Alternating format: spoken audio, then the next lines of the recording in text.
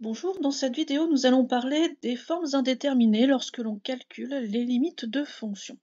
Vous avez vu que nous pouvions, dans des structures de fonctions, faire des sommes, des produits, des inverses de fonctions, et que dans la plupart des cas, on était capable, avec des calculs logiques, d'arriver à un résultat pour notre limite. Mais nous avons quelques cas où ça nous donne ce que l'on appelle des formes indéterminées, c'est-à-dire que quand on additionne par exemple plus l'infini avec moins l'infini, ben, on ne peut pas vraiment connaître le résultat comme ça de façon naturelle puisque, ça peut donner tout. Ça peut donner du plus l'infini, du moins l'infini, du zéro, pourquoi pas un nombre, réel.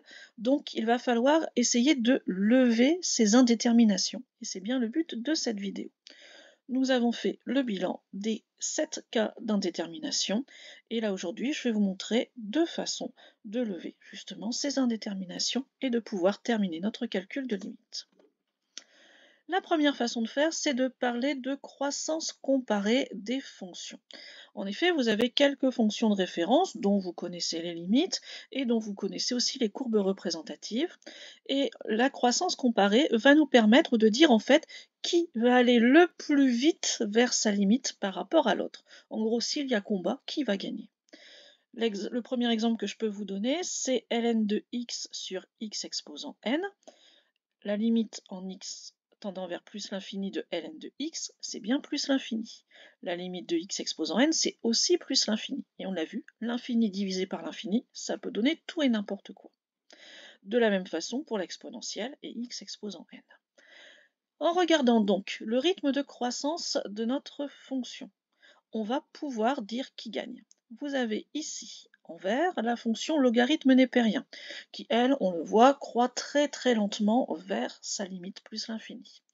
Vous avez ici aussi la fonction racine carrée qui croît assez lentement aussi, mais un peu plus vite quand même que le logarithme. Vous avez ensuite la fonction affine f de x égale x, mais on pourrait y mettre une bonne partie de toutes nos fonctions affines. Vous avez la parabole qui représente x carré, et de la même façon, on pourrait mettre beaucoup de polynômes. Et enfin, vous avez ici l'exponentielle.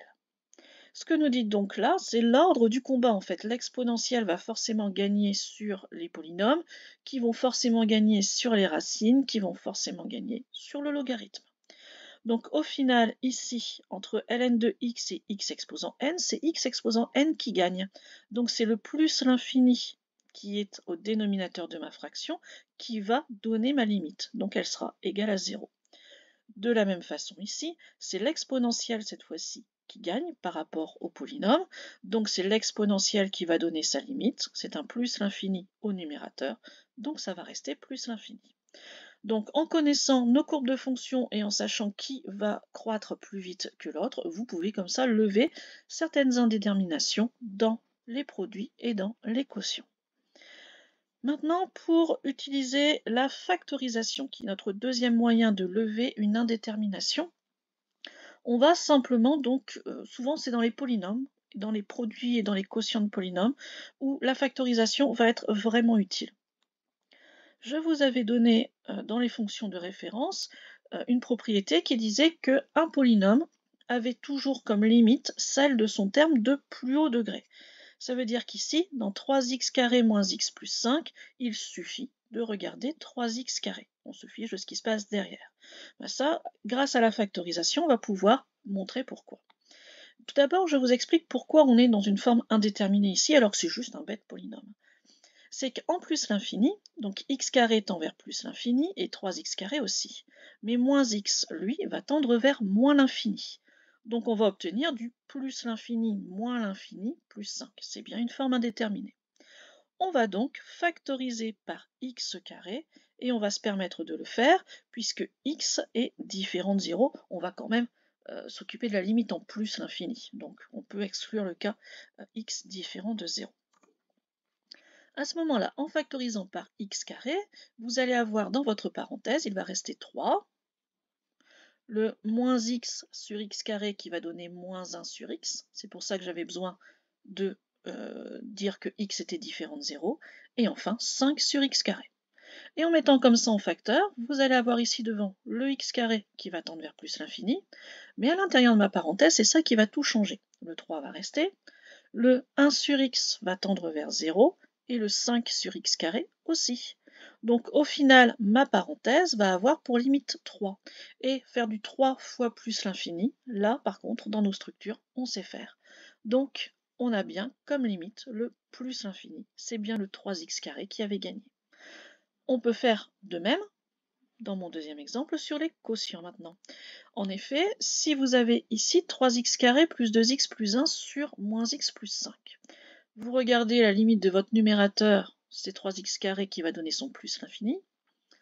Au dénominateur, vous allez aller vers moins l'infini, et donc vous allez arriver à nouveau à de l'infini sur de l'infini, donc une forme indéterminée. Par contre, on sait quand même déjà qu'elle sera négative, puisque la règle des signes va quand même s'appliquer. Mais on va maintenant factoriser. On va factoriser dans chacune de mes parties de fractions. Donc dans 3x carré plus 2x plus 1, on va factoriser par x carré. On obtient 3 plus 2 sur x plus 1 sur x carré. Dans ma deuxième partie, moins x plus 5, je vais factoriser par x. Il va me rester moins 1 plus 5 sur x. Et à ce moment-là, quand je l'écris au niveau de ma fraction, je vais pouvoir simplifier par x. Le voici.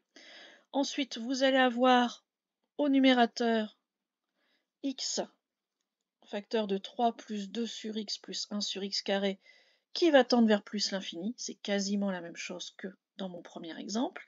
Et par contre, au dénominateur, moins 1 plus 5 sur x va donner moins 1. Donc au final, ce que l'on pourrait même dire, pour être encore plus simple, au niveau de ces quotients, si on est dans des polynômes évidemment, c'est qu'ici je regarde pour chacun le terme de plus haut degré. 3x carré par moins x, ça donne moins 3x qui tend vers moins l'infini. C'est une autre façon qui est un peu moins rigoureuse et qui présente moins bien, mais qui par contre a l'avantage d'être plus rapide pour déterminer tout de suite notre limite. Évidemment, à l'écrit, il va falloir passer par ces étapes-là, même si quand on a besoin d'une idée, en tout cas, de notre limite, on peut faire comme j'ai dit à la fin. Il faudra quand même bien présenter vos calculs, expliquer à chaque fois si vos limites, vous les obtenez par somme, par produit, etc. Voilà pour cette levée d'indétermination. Au revoir.